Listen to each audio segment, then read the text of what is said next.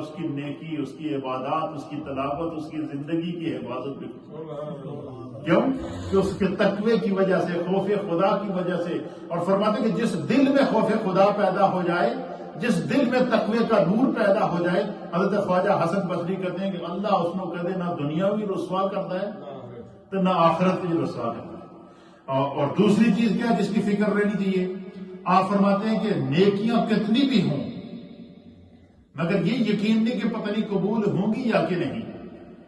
فرمایا کبھی یہ بندہ نا ذہن میں یہ نہیں لانا کہ میں بڑی آج نمازاں پڑھ لی ہیں تو میں بڑا تیر مار لیا، میں اتنے قرآن ختم کر لے تو میں نے شاید کوئی بہت بڑا وہ کمال کر دیا، میں نے اتنے سجدے اور اتنے قیام کر دیے. فرمایا حضرت خواجہ حسن بصری کہتے ہیں کہ بندہ مومن جی خدا نے توفیق دے دیتی نا نماز کی تو شکر ادا کر، جی قرآن کی تلاوت کی اللہ نے توفیق دیا تو شکر ادا کر، کوئی نیکی کی توفیق دیا تو شکر ادا کر. فرمایا تمہیں فکر کیا ہونی چاہیے؟ فکر یہ رکھو کہ اے اللہ اگر تو نے مجھے اس نیکی کی توفیق دیا تو میری اس نیکی کی حفاظت بھی کر. گناہ سے توبہ کی فکر اور نیکی کی حفاظت کی فکر. آپ فرماتے ہیں یہ بندہ مومن کا شعار ہونا چاہیے، یہ بندہ مومن کی زندگی کی جو نیت اور سوچ اور فکر ہونی چاہیے. فرمایا جس بندے کی یہ فکر ہوئے کہ اس کو گناہوں سے معافی کی فکر پڑی ہوئی ہو اور نیکی کی حفاظت کی فکر پڑی ہوئی ہو، فرمایا خدا اس کے گناہوں کو معاف بھی کرتا ہے اور اس کی نیکی کی حفاظت بھی کرتا ہے. اور کیسے حفاظت کرتا ہے؟ اس کا فیصلہ ہے کہ ان الصلاۃ تنہا عن الفحشاء والمنکر. جدو بندہ نیکی دا پابند ہو جائے، نماز دا پابند ہو جائے تو خداوند قدوس اس کی زندگی دی بے حیائی، بری باتیں، گناہوں سے جو ہے وہ حفاظت فرماتا ہے اللہ اس کی. تو آپ فرماتے ہیں کہ جب گناہوں کی فکر کرو گے کہ اللہ مجھے میرے گناہوں کو معاف کرے، میں نے استغفار پوری رات کی ہے لیکن پتہ نہیں معاف ہوگا یا نہیں، لیکن میں اس کی فکر میں لگا رہتا ہوں. پھر میں اس کی فکر کرو گے خدا تمہاری فکر کرے گا، دنیا تمہاری فکر کرے گی، ایمان تمہاری فکر کرے گا، تمہارا عمل تمہاری فکر کرے گا. اور اپنی نیکی کی فکر کرو کہ نیکی جو مجھ سے ہو گئی ہے یہ اس کی حفاظت ہو. اور تیسری چیز کیا ہے؟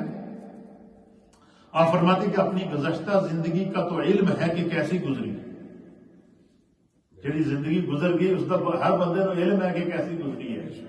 اور فرماتے ہیں گزشتہ زندگی کا تو علم ہے کہ کیسی گزری ہے، لیکن آنے والی زندگی کے بارے میں فکر مانگو.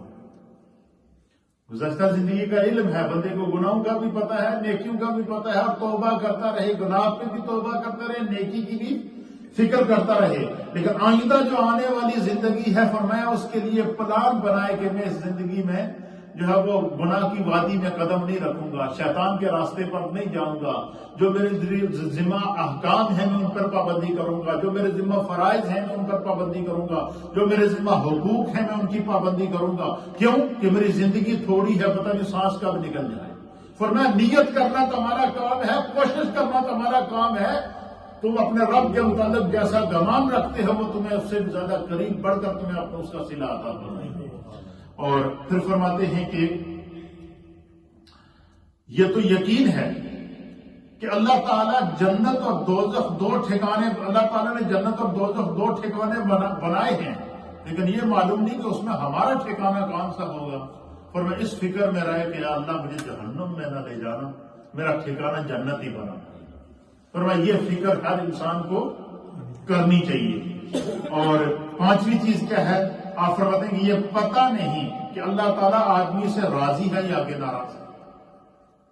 یہ ہمیں اور اس کی مثال دیتے ہیں کہ ایک بات یاد رکھنا، جڑے خدا کا انکار کرنے اللہ تعالیٰ انہوں نے تھوڑے کو زیادہ رزق دیتا ہے.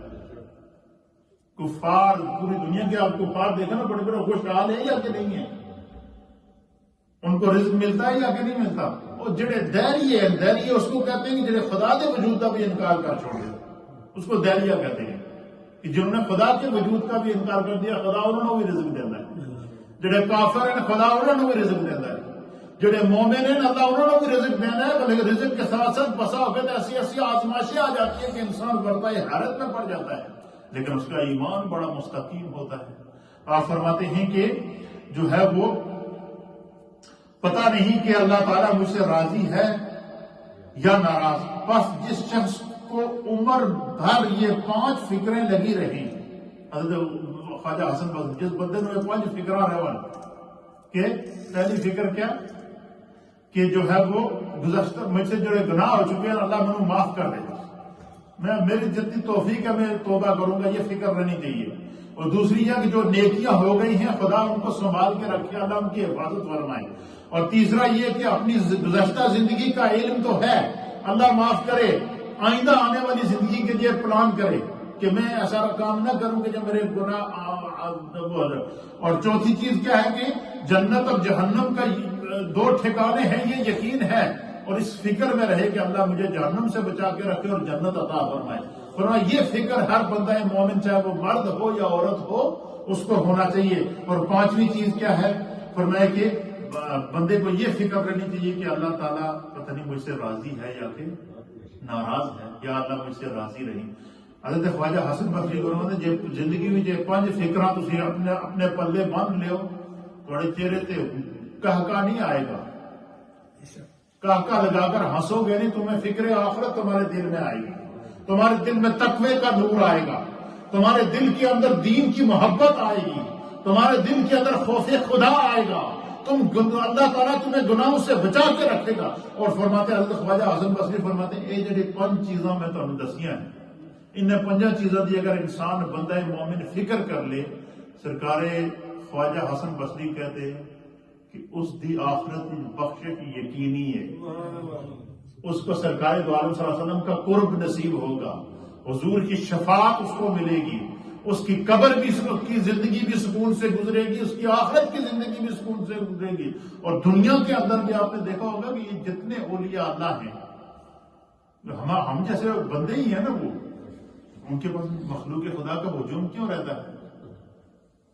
اس لیے کہ وہ انہوں نے یہ ساری چیزوں کی پابندی کی ہوتی ہے۔ تو فرماتا ہے کہ پھر اللہ تعالیٰ کی